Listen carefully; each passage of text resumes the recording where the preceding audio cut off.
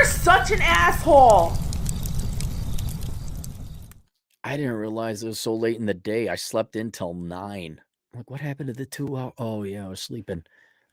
So we have a follow-up from case number 10 if you want to familiarize yourself, but I don't think it's necessary. But case number 10 came back and he wanted to do an addendum because of my internet was crappy. And honestly, I think it's the tourists. I think the tourists came in here, and so the internet's been a little bit more or a lot more reliable since the tourists left during the rally. So let's go through this here. I'm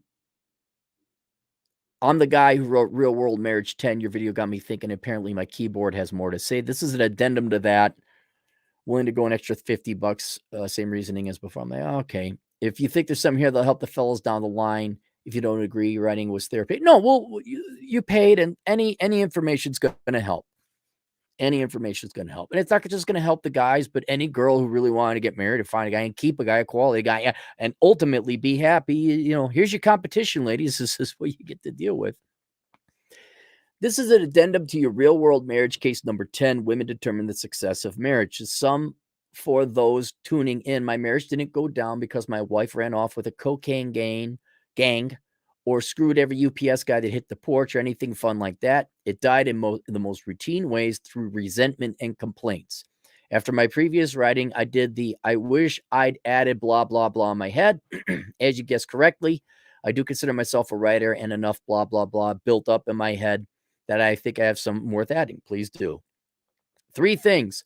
One is an amusing red flag. The second is real world divorce info. And the third is a word to the fellows who might be in this kind of marriage right now. And I obviously chose the one about sex because I think it'll be the most important lesson. 1, the frozen chicken fight. All right, let me make sure the internet's working. Okay, here we go. Your internet twanged out on my line about a frozen chicken fight, so I decided to recreate it in its full glory. As mentioned, my wife Renee had a delightful habit of getting pissed at a lot of things. She'd get mad at work, at her friends, or parents at random things. She didn't dare vent any anger at the sources, but for some reason believed venting at her spouse was a fine way to handle things. Because starting a fight once or twice a week when you're really mad at someone or something else is great for a marriage. I never understood this thinking, but I'm sure you've seen a lot of it. You'd think if you want to get angry, do it at some motorist you'll never see or someone who annoyed you at work or some dude bro or bint at work. You probably won't be around them for the next decades of your life. Not perfect, but less damaging to your life. I have to be careful of that because I am angry. I go to anger management. I got to make sure I'm not angry. Well, I'm never angry at the girlfriend, but being angry around is also unnerving and uncomfortable. So no, many people, though I'm going to say more women, seem to think I'll be nice to everyone else in my life that doesn't matter as much, then come home where peace, refuge, and joy matter most and let my jerk flag fly. Then she says stuff like, it seems like there's less romance. I feel like a roommate. It doesn't feel like we used to. Really? Nagging, starting fights out of thin air over nothingness, moodiness, and you're wondering why taking you out for a nice night has gone down the priority list. I also kind of curious. You don't have to write again for this, but did she gain weight? That's usually the number one killer. Woman gains weight. Guy isn't fun or flirtatious anymore. Well, he's not like he used to be. Well, you definitely ain't like you used to be.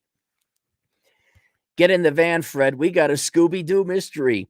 It's like taking a pee all over your living room every day, then wondering, hey, my house doesn't smell as good as it used to. What's up with that? Oh, sir. I have a colleague where his female colleague may actually write a book about female responsibility. I know. You guys are all laughing. It'll sell, not to women. That's a porn for men. Like female responsibility. Ain't one woman going to buy that book, but men are going to masturbate to that nightly. Dude, that's hot. She paid her taxes in advance. Dude, that's hot. She has more 401k money than me. Renee came in one evening from a work trip. I mentioned previously that she hated work trips and would usually come home looking for something to fight about. No exception here. It's about 9 p.m. at night. She looks around until I hear a pissed off disbelieving, "Where's my frozen chicken?" Dude, it's over at them. I'm like, what? Where's your frozen? Yours? Meaning your responsibility? I go into the chicken. What? Renee had gotten some frozen chicken at a grocery store run. Brief aside, if you'll recall, Renee complained on the regular how she was a slave because she had to do arduous things like grocery shop. In the housework experiment, I'd proved through math that I was actually doing 55% of the total chore work. Yeah, this is where we clonked out. Mostly because we have this thing that escaped her attention called outside and a yard. That doesn't count. Don't you know, women world? Nothing outside the house counts. The car, the yard, the plumbing, that doesn't count. The roof. She was shocked. No apology for all the complaining, just shocked. Then get your fanning couch, Cappy. Within a week, she went right back to constantly complaining about being a slave. I just you end it. You just look, don't get married, okay? I think we all know this rule. But if they're starting to do that, like, get out of here. It's done. It's done. Go, leave, done. Back on point. I said one night she was gone. I'd eaten the chicken for dinner. She started yelling about how I hadn't respected her. I just took her chicken. I didn't even ask. I pointed out the minor detail that the chicken hadn't been marked or anything. How was I supposed to know it was her super special frozen chicken she dreamed of eating the second she got home? She went on about that wasn't the point. The point was that she'd wanted the chicken. It wasn't there. I hadn't respected her. I'm done. Get the fuck out of here, lady. I pointed out we had a full fridge of food. Pick something else. She didn't want something else, and I wasn't listening, like I never listen. I'm going to briefly interrupt this fight again to tell you why. To tell you why I remember this fight so vividly. It's not because it's unusual, but it's because it's so usual. This was near the end of our marriage, and I knew it was dying. These fights she started were so stupid and irrelevant. Oh, and I bet you just killed your sex drive. When I hear stupid shit, my boner goes down. It's not, I mean, getting overweight or ugly or I don't know, some unbecoming of a sexual mood. Sure. When I hear dumb crap, it's rare, but I've had girls, I'm like, let's go. And they've literally talked themselves out of me wanting to have sex with them. Two girls. I'm like, yeah, I'm going to go home. They were hot. Oh, but they wouldn't shut up. These fights she'd start were so stupid and irrelevant, I tended to let them roll off and not remember what they were about. This time I cautiously said to myself, remember this fight exactly. Remember this. Then when someone asks, what do you mean when you say she started up stupid fights? You will have a typical example. This is the representative avatar for so stupid fights. Like many of my married brethren this is the representative avatar for the stupid fights I, like many of my married brethren, found myself in the middle of, wondering why and how I got here. Arguing after 9 at night about eating chicken I had every right to eat from my own refrigerator. Back to our chicken fight in process. I said I'd go to the store and buy her some more chicken. Shouldn't take more than 20 minutes. She, of course, said, don't bother. The chicken wasn't the problem. Gee, no kidding. I asked, really? I could have sworn you let off with the $10 box of chicken. Okay, what do you think this is about? See, you're dealing with a child. You're dealing with a petulant child. And I don't argue. I don't argue with anyone, child or adult, because usually adults who argue are childish, especially with there's emotion. Oh, dang, I was, roommate. Where's the chicken? Oh, I ate that. Oh, you dick. I'll get you. All right, you want pizzas? Yeah, let's go. Those are adults discussing things. I don't argue. I do not argue. Because I'm intellectually honest. I'm a mature, self-supporting adult who takes nothing from anybody, and I'm intellectually honest. There is no room for crying or emotions. And if crying and emotions or anger or any kind comes up, why are you angry? Girl or not, this is more the instance in my mind is with men arguing politics. I'm like, no, it's just true. You're wrong. No reason to get angry. I don't argue. Not worth it. It's kind of like don't roll in pigs and mud. It was about my not respecting her enough to make sure she had what she wanted to eat when she got home. I replied, so what was I supposed to do? Take a picture of every item in the fridge and freezer, then submit a picture and clear it with her every time I wanted to get something in the refrigerator. She got madder. Surprise, wives rarely respond well to sarcasm and logically explaining why they're wrong. I said, of course, this isn't about the chicken. This is about you hate business trips. So we just spent 20 minutes fighting over frozen chicken because you're looking for reasons to be pissed off at me for the business trip you hated. She stalked off. Really? When facts were laid down, cowards leave? The intellectually dishonest leave? I never noticed that. We didn't talk for a couple days. I'm tempted to say if your wife starts ridiculous fights like this, then get the fuck out. But if every man did that, I have a feeling every marriage in the land would end. And it should. It should. I'm not dealing with this bullshit. Stop being a child. Shut the fuck up. You guys have a right. You don't have a right to happiness. You have a right to peace and contentment and mature adult behavior. And I guarantee you, look at all these fights. There is a petty and childish instigator. Sometimes it is the guy. More often than not, it's the woman. I'm happy because something in her perfect little world didn't go right. There's just no. And I've seen it, guys. I know 2 guys, their wives came back to them after the wives divorced them. Of course, I want to get back together. And they said, you're the girlfriend. You're not in my house. There's a house down the road. You can live there. And no, you're not allowed at my house. And we can have sex. That sequestering, that no, that you're not ruining my life. This is my fortress of solitude. This is my home. This is my mentality and my mental health. I'm not dealing with childish people, period. And the authority by which you have to insist on that is that you support yourself, you're honest, and you do not take away from other people. That's it. You're a mature, self-supporting adult. You're not stealing from anyone. You're not lying to anyone. There should be no reason for any fights or emotions. None. I will say if your wife starts ridiculous fights like this, then can't figure out she might have been wrong, then definitely get the fuck out. 2, the divorce lawyers. If you recall, I'd said we reached an agreement and our divorce went smoother than most. You said that depends on having a spouse willing to agree on things, which is true. I sort of blocked out an incident in the middle of our divorcing. We were moving along towards an amicable agreement when Renee suddenly got angry at me. She stomped around, was moody, did the I'm fine thing, which, by the way, we husbands quickly learn not to follow up, not because we believe them, but because following up on I'm fine is like mining for cat crap. Nothing good there. After a few days of being angry for unknown reasons, Renee said she spoke to a divorce lawyer, and this lawyer told her if we go to court, she bet she could get a lot more from me. I broke my rule and went mining for cat crap. Had to find out why she was angry at me.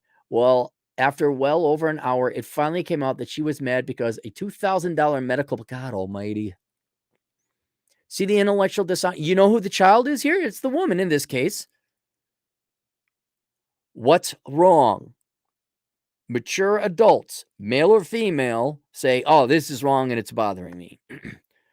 Immature children obscure and obfuscate the fact for nearly all the time. No damn reason whatsoever. None. Like, why are you making this more difficult? And I have a rule in my house. I ask the question once, and I answer questions once. Do you want whatever? Chicken? No. Well, are you sure? That has never come up. There's not like, are you sure? I don't even answer. Now, guess what? I don't get second or third follow-up questions. People fishing for the answer they want. I ask questions once. I don't pull teeth. This is more in the business world than anything else, but it works in relationships as well. Because a $2,000 medical bill of mine would be paid out of our joint account, and she didn't think she would have to pay half that. Instead of just coming to me and saying, hey, I don't think I should be stuck with half of your bill, which is what a mature adult would say. She became angry. She stewed. She probably talked to half her friends about it.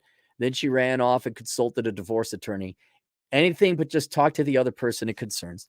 Can't imagine why so many marriages are in trouble. Tell me some more about how most women are master communicators. Now that I finally knew, I said first I had no problem with paying the bill because it was in fact my bill. See how easily that got solved?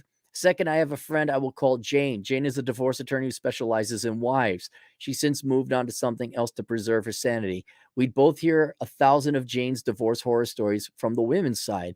Are the laws risky and unfair for men? Yeah, but it's mostly a myth that women make often divorce straight into the rainbow into happier lives. Oh, I knew that a long time ago. No. Look, if you're a perpetually angry child who cannot manage typically her feelings, you could get a $2 million payout. It ain't going to matter. It ain't going to matter. The previous guy down in Oz where the mom has a paint huffing son that lives at home and he's banging girls since the 6th grade.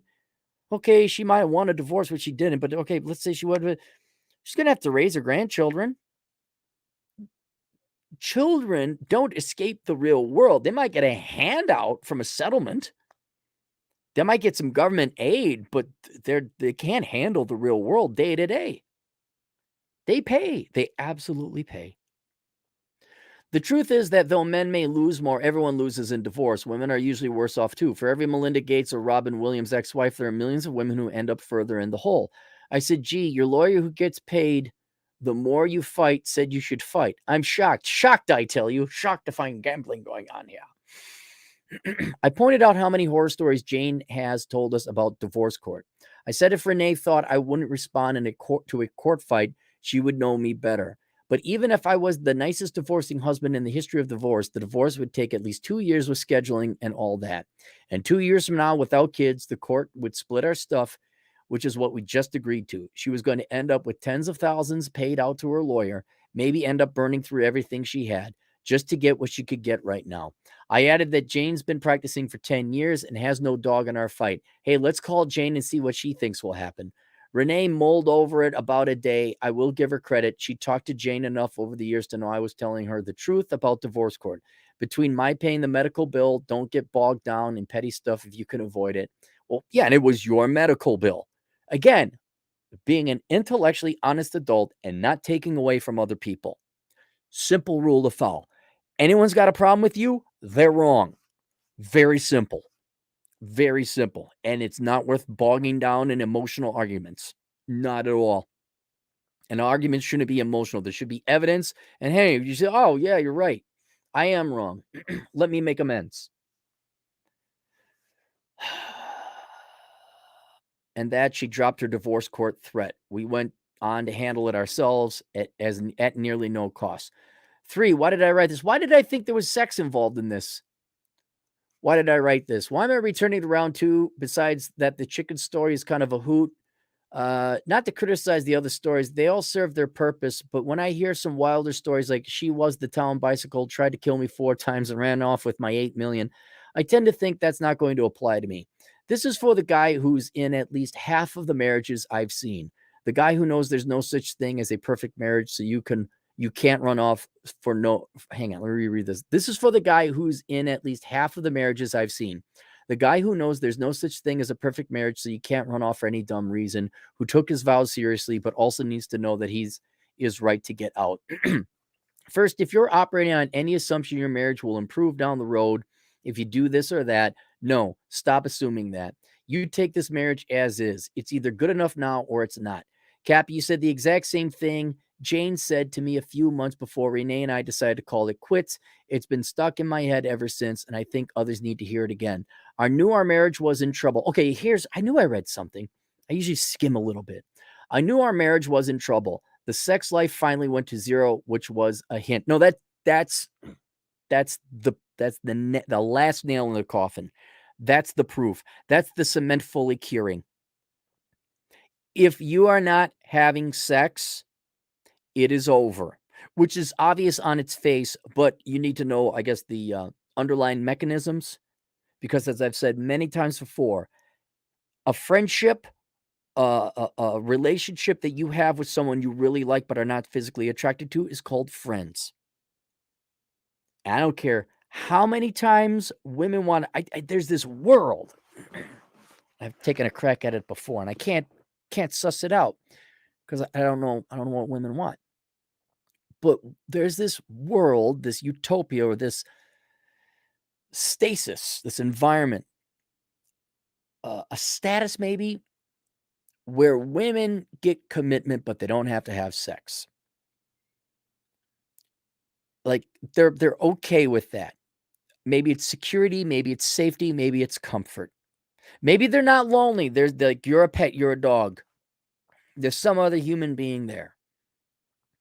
But and they say, well, they're okay with that. And I'm like, that's not love. Sex is love. Not all the time. Love isn't sex is a way showing love, foundation of it. But if you don't have it, you definitely don't have love. You don't. And from the guy's perspective, if you girls could sit down in your sitting down chairs and go get your fainting couch and your vapors, go Beauregard, catch them. They're about to fall. There's this other person, another counterparty, a party in this arrangement called marriage is called the guy. And he has some requirements too. Did you catch him, Beauregard? I heard a couple thuds. Some of you failed to catch your misses there. You failed to catch them. Their head hit. I heard it. I heard some thuds. Well, thank God you got the fainting couch. And you guys have every right. If there's no sex and it's not fun and forthcoming, like you got to pull it, it's over. And you have every moral right to end the marriage. And if you don't want to have sex with your woman because she got fat, or in this particular case, whining, complaining, and nagging, yeah, it's over. A lot of times the girl doesn't want to have sex for whatever reason. I don't know. She achieved her nirvana, the feminist nirvana of a relationship without sex. That's probably what they masturbate more to than actually have sex with a perfectly functioning dick right next to her in bed. They're happy. Okay, they've achieved their nirvana.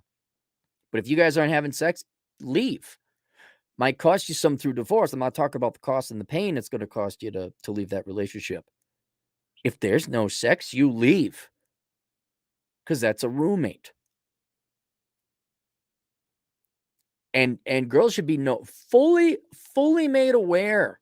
I don't care how much they try to shame you. Men only want one thing. That's not true. We want more than one thing. But sex is one of the main. It's the main thing of the many required things, like being nice, showing up on time, not having other men's children, etc., etc. So no, we want more than one thing. But that of the many one things, that's the number one thing. Otherwise, we have no interest in you. We can hang out. We can be buddies. But you're going to give that to us? And if you don't, either because you beat it out of our desire to have it with you, or you let yourself go. I mean, you girls, it's your responsibility, ladies. It's your responsibility. I know this sounds horribly offensive. How dare I point this out? If you want a marriage to be successful, it is your responsibility to maintain the man's attraction to you, which not only means being physically in shape and having sex, but not beating it out of him mentally where he doesn't want to have sex with you anymore because you're so insufferable to be around. In many cases, it's awfully a combination of both. The sex life finally went to zero, which was a hint, not a hint, conclusive proof. QED. See, I used the British example of that. Renee started to say stuff. I feel like you're just using me for sex, kind of another hint. Go on, done. Well, you're not using it for a wonderful, pleasant conversation and company. Jane, as you did, said, you think because you've improved yourself, you can improve your marriage. You can't. Get it through your head. You don't control everything. There's a second person in your marriage, and you can't control that. Right. And Renee failed to account for you. You did your part. She failed to do her part. Not your fault. You're not. I wonder how many guys are out there. They're beating themselves up because they can't get it up for their wives or their girlfriends. Well, he's got erectile dysfunction. I'm like, oh yeah, put a 24-year-old 1980s Playboy playmate in front of him, and you see if his soldier stands up. Wondering how many men who are on Viagra are so because they have legit erectile dysfunction, or they no longer find their wives attractive because their wife either got physically unattractive, personally unattractive, or a combination of both. And so you boys shouldn't be. Is it your fault? Do you have a fat sedentary diet? Do you? Okay, maybe that's your fault. Is your wife still in shape? She's still pretty? All right. She's still nice to you? It's probably your fault. Did she get fat? Does he dress up cute anymore? Does she nag you? Or is she sweet, feminine, and supporting? Not your fault. Stop beating yourself over your dick that won't work. It will. It works. You just got to get it. It needs to find a new garage. See, like women will fill their garage with a bunch of crap that you can't park your car in it, like fat and nagging and whining and complaining and other men's dicks. Let's say, like, I can't get in there. That T-Rash's dick is in my parking space. That doesn't mean you can't park your dick in another garage. And if the garage is open and not filled with a bunch of stuff, chances are you'll be able to drive that sucker right in there. Perfectly nice, well-groomed garage. Jane is you to there's a second person in marriage. You can't control that. Jane hit me with 2 other insights from her days in divorce court trenches. First, she didn't believe fault for a marriage going wrong was always 50-50. That was marriage counselor guilt trip nonsense. She said, no, it's usually 100% on one spouse, but it sure can be 80 or 90%. Jane in the same call also dropped this analogy to me. I was like a generator. I'm cranking away, doing things, trying to help Renee with her issues, thinking all this is going into storing up a bank of love and goodwill. No, you were burning money. The truth is, I'm sending it all into a grounded wire to be dissipated and gone. Nothing is being remembered or stored. With people like this, the good deed today never happened by tomorrow. I've been wasting my energy and my time. It was a hard truth to realize you have been pouring your time and energy into something that will never give any of it back. But we have to see the truth. This is why Jane, and look, very simple for how women to reciprocate. Obviously, sex. Obviously. Staying in shape. Obviously, because that's what the man wants. It shows that she cares about what you want. But then there are other things like, am I making this a nice and pleasant environment for him to be around? Do I make him want to come home? And then, I don't know, do I dote on him? Do I flirt? Am I kind? Am I nice? Am I sweet? It's so stupid because it's so simple. So simple. It's like, how hard is it to keep a guy? It's not that hard. So you say, well, why is it so difficult? Why do so many people fail? And now you have to say, my question is wrong. It's not hard to keep a guy. They're pursuing something else. Their desire is not to keep a guy. You're not the number one in their life, which is why I say, look, you talk to a gal, all right? And it comes about time like, do you want to have kids? And she says yes. Now, obviously, I'm like for staying at home and taking care of one person has to. I don't care if it's the guy or the gal. Sometimes the woman makes more. Sometimes the guy makes more. It doesn't matter. But you say, oh, you want to have kids. Like, oh, do you believe someone should stay home and take the kids? Or are you more kind of like, don't say outsource because that indicates that tips your hand. Or would you put them in daycare? If the woman says, oh, I put them in daycare, that is not a woman capable of love. She loves herself more than her goddamn, at this point, theoretical children. And she sure as hell is going to love herself more than you, which means you are not factored into any of the life goals and management and direction and journey decisions. If you boys pay attention to that, and you girls too, and we can look at it. Guys are like, whatever, working and doing. Guy goes to the gym, works out, fixes up the house, does all these things for you girls, and you girls don't reciprocate.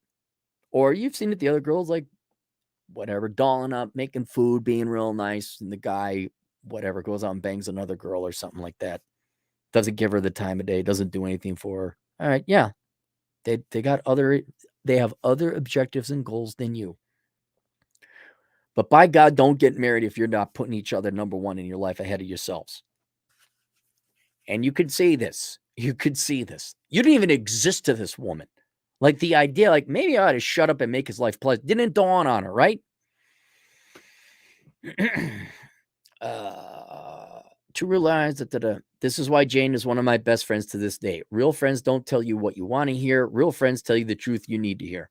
Brief aside, this is why, in my opinion, most women don't have any real friends. Look at men's self-improvement videos, etc. It's stop doing this, stop doing that, get off your butt and do this instead. Right, because you're looking to engage other people, either through employment, investment, friends, sacrifice, or love, or your children. Ladies, I hate to say it, you West, I'm sorry, the majority of you, you're the center of your own universe, and nothing exists outside of you. Y'all, I'm not saying you should be ashamed. You should obviously take care of yourself, but man, you're going to be lonely and miserable, and you deserve it. Go look at women's stuff. Go look at women's posted comments. It's all about telling each other, "You go, girl. You automatically deserve better. You're a warrior queen, just the way you are." You're right. Just an absorption and infatuation with oneself. There's zero reflection, truth, or honesty. I feel sorry for him in this way. It has to be kind of effed up to go through life with everyone telling you what you want to hear. Then, bam, reality starts hitting you in the face and you're totally unprepared. Yeah. And alone, and no one loves you.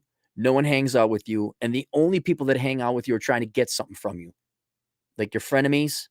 That's the best. Or men are trying to get laid from you, but they're not going to commit. Democrats getting your vote.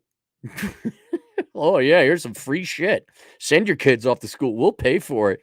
Send them off to daycare. You don't need to raise your children. We'll just make sure you don't have like motherhood. Back to our program in progress. I'm writing this because I'm picturing a guy. He's listening right now, and I can't get this picture out of my head. This guy is in an all too typical marriage. His wife isn't an obviously terrible person. She may even be a mostly good person.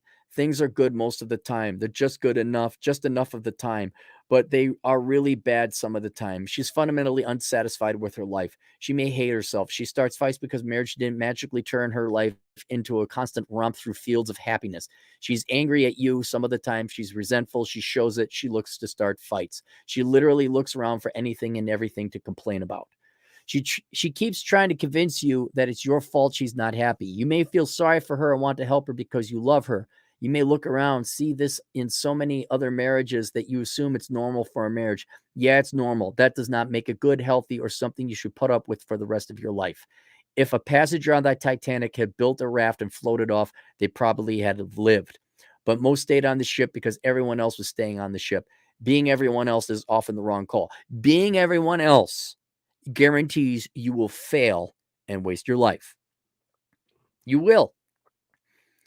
You may feel stuck. This marriage is not terrible. What if I leave her and there's nobody else as good? What if I blow up my life? What if I'm alone?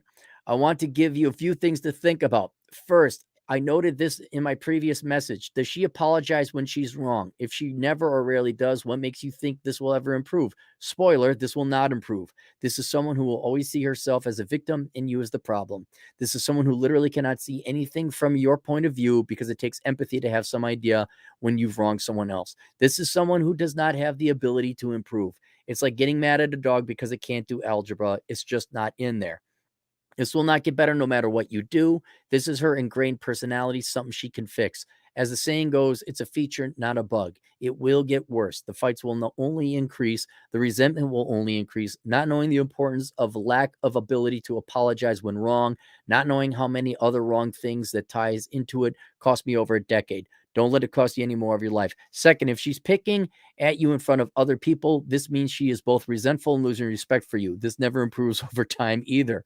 If anything, oh God, oh God. Third, did the frozen chicken fight ring a bell with you? Did you think, yeah, I've been there and it's just such a ridiculous situation? You need to start asking why the person who swore to love you and spend the rest of your life with you keeps putting the both of you in such ridiculous and unhappy situations.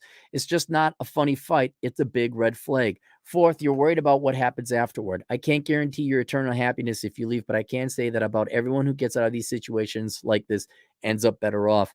Maybe you'll find someone better. Maybe you'll end up single. In my case, I've ended up single. I've been with women most of my life. I decided to sit out dating for a year, and after a while, I found myself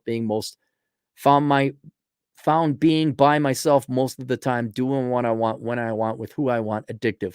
No negotiating your whole life, no having to compromise all the time or explain. I'm doing this, babe. All right, see you, bye. I enjoy it to the point it's hard to see ever going back to being attached to someone like that again. Maybe you'll end up feeling the same way. I know plenty of men who have.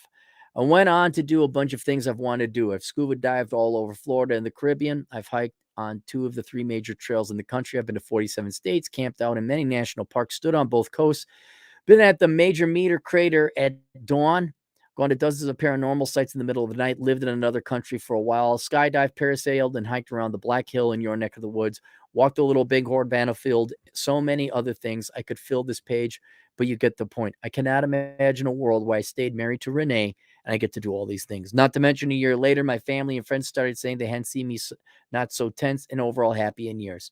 It's been years since we split up, and I can't imagine being that guy anymore. I can't imagine letting myself be trapped in a relationship like that, putting up with someone routinely coming home and making us both miserable for a night for no particular reason. Naively thinking something would improve if I just stayed in and worked long enough. Yep, there you go. I can't imagine being that dumb again. It seems like a different guy in a different life. You can get there too. Another digression. I hear so many women complain about how their husband is listless, disinterested, not the fun guy she married. Gee, where did the romance go? Do any of these complaining women ever stop for 10 seconds? No. I stop you right here. No. To wonder if all of that might have had some relation to anything they're doing. Nah, totally unrelated, I'm sure. The truth, though, is that I can try to blame Renee all I want, but it's fundamentally my fault for not seeing the red flags for what they were and getting out much sooner. I took my vows and promises too seriously. Wedding vows out the door. I don't care, guys. Your wedding vows are out the door. You don't have to honor them. I'm giving you forgiveness. Women don't honor them. You don't have to honor them. They don't honor their side of the. You don't. It's done. These wedding vows mean nothing. Throw them out the window. I took my wedding vows promises too seriously. Wedding vows are supposed to be the beginning of building something wonderful, but something realistic, as in based in reality together. Not some eternal guarantee of her happiness you never signed up for, but are now supposed to meet. When you learn things are expected of you that are not realistic, when you're being held to a ridiculous standard, the contract and vows are null and void. Let's be clear. Insane expectations and crappy treatment for not meeting them is on her. But putting up with them, not leaving after you know what you have, that's on you. There we go. There we go. We'll go to the super chats. And as always, link below are links to resources for you boys to wake up. You girls too. Girls, you can join anytime. Join anytime. But there's other things to pursue in life. You got more important shit to do than be in relationships with bad people. There it is. If you want to find a quality person, well, man, go link below the book of numbers. We go through all the qualities and traits that are minimum for marriage material. Jenkins, 666 euros. Mentis Wave on YouTube. Referenced your channel works the other day regarding straightforward takes and advice. Are you familiar with the channel? No, let's look up Mentis Wave. Mentis Wave? YouTube. Mentis. I wish I could tune into more. I got Mentis or huh? Mentis Wave. No. Where's Mentis Wave? Let's go to YouTube. Type it directly in. Mentis Wave, 21,000 subscribers. No, I don't know him. Rationalist, right, libertarian leaning, yes, like Hoppe.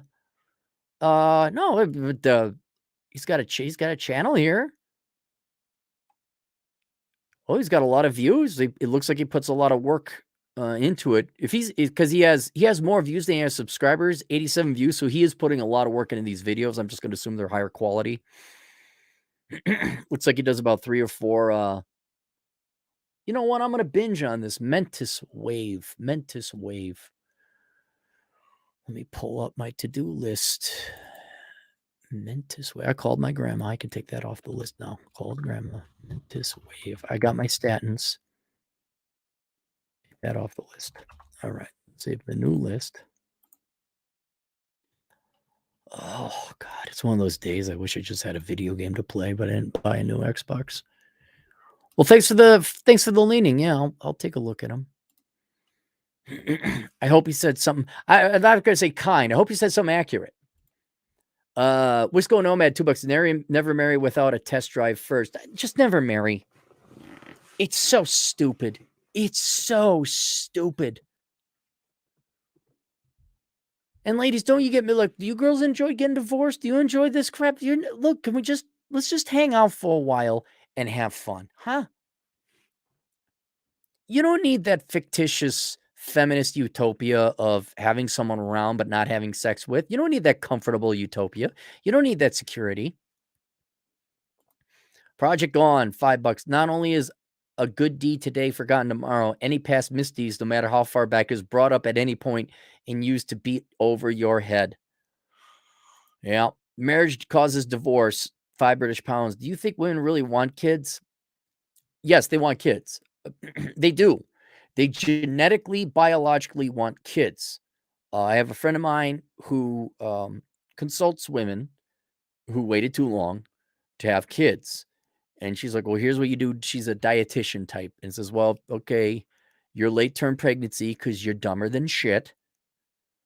And so you got to, and obviously diet will help increase your chances of a healthy pregnancy. So she helps with them and they're all single. I'm like, do any of them want husbands? Do any of them want a guy? Or is it like kind of too late? And they're like, oh no, none of them want husbands. They're all doing it on their own.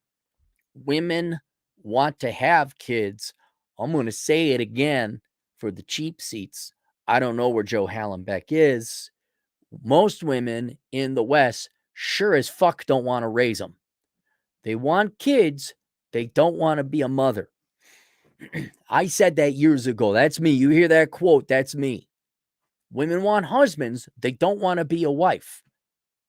And you go look at the polling data and their actions. What percentage of women want to drop those kids off to daycare and get right back to work? They can't wait for school to start. They'll complain. Even the Republican conservative types. Oh my God, can you see that the teachers are teaching the kids the things that they shouldn't be taught? Yes. Are you going to give up your job and homeschool them? Whoa, wait a minute. Give up my job and my SUV and all the fun things I buy with the money I make. Wait a second. Maybe little Jimmy should get his peen cut off. If I have to stop working and give up my SUV, that's all right if little Jimmy has his peen cut off. I don't care then. So, I mean, the blunt answer is most women do not want to have kids, as having kids would imply you would raise them and be a mother to them. Women want to breed. They don't want to actually raise. They don't want to have children, if you know what I'm saying. The birth rates keep declining as women become independent boss babes. Were kids just a way to get child support? No. I think that career and education and feminism and the world, what that offered, those opportunities, that world supplanted their desire, at least in the short term, to have kids. But their biological desire to have kids never went away. Still there. I mean, that's everyone's genetics. That's there. And so just because they're not having as many kids doesn't mean they didn't want kids. I think most women do want kids. Most men want kids. It's just that they wanted a career and an education more. And then, man, Mother Nature is a bitch. And her assassin named Menopause has, man, very busy assassin nowadays. Has gotten it to the point where, like, yeah, you can't have kids now, or it's too late, or it's too risky, leaving many women who would like to have kids but don't. I'm in the minority. I've never wanted kids. Never, ever. And I've rarely met a woman like, nope, no kids. But most people want to have kids. That's what we were here to do, in case you ladies didn't get the memo. Were kids just a way to get child support? Not really, no. No, I don't think so. Eric, $5. Do you think therapy is becoming an industrial complex? I don't think it's becoming an industrial complex. Obviously, it's linked to pharmaceuticals and academia and the Democrat Party. I just think it's a fraudulent field. I mean, I guess in that way it is becoming an industrial complex, but it's fraudulent. There are some key things that are legit about it, but they're just don't worry. They'll start making things like, toxic masculinity. I think they even tried to make that in the DSVM-5. Just normal human behavior. They're going to come up with, oh, that's a mental disorder. You need government intervention, need to be watched over. And that's hockey mask time. You like girls with big tits. That's naughty. That's bad. Oh, yeah? Is it an arrestable offense? Because if it is, there's going to be some other arrestable offenses. There's going to be a lot more happening if all like, oh, you like girls too much. Too much? Oh, really? Huh. You got in the way of your child getting surgery at the age of 10. Oh, yeah, keep telling. Who exactly were all the people that decided my child was going to get surgery at 10? I need to know everyone's name. Thankfully, I've never wanted children. But yeah, generally, yeah, they try to make the money however they can. All right, there you guys go. You got your horror stories. By the way, I'm going to increase the prices because these are going long, and I don't have that much time. So be expecting around $75. I mean, if you get short and sweet, I could charge less, but we're looking at 75 more on average, maybe even up to 100. That's about it. Links to stuff below. We'll see you guys later. Toodles. Oh, wait. Hang on. Oh, we got one more. Hang on. Whoa. I almost missed it. Trey 50 Daniel, under the wire, sir. What do you think about the link between the beta pastors and the sexless marriage? Oh, yeah. Okay. I know a lot of pastors generally discourage sex, which is sad. Like in a marriage, during marriage, they discourage sex. That's horrible. But the link between beta pastors and sex, look, okay, beta leaders, just leave it at that. What do I think? Yeah, I think it's a positive link. It's a positive correlation within the church. Beta, look, again, this gets back to this weird world, this utopia that I don't know what to call it. Maybe you guys could help define it for me further. A lot of women want a relationship without sex. What we call that, I don't know. We call it a modern American marriage. That's what we call it. We got a name for it already.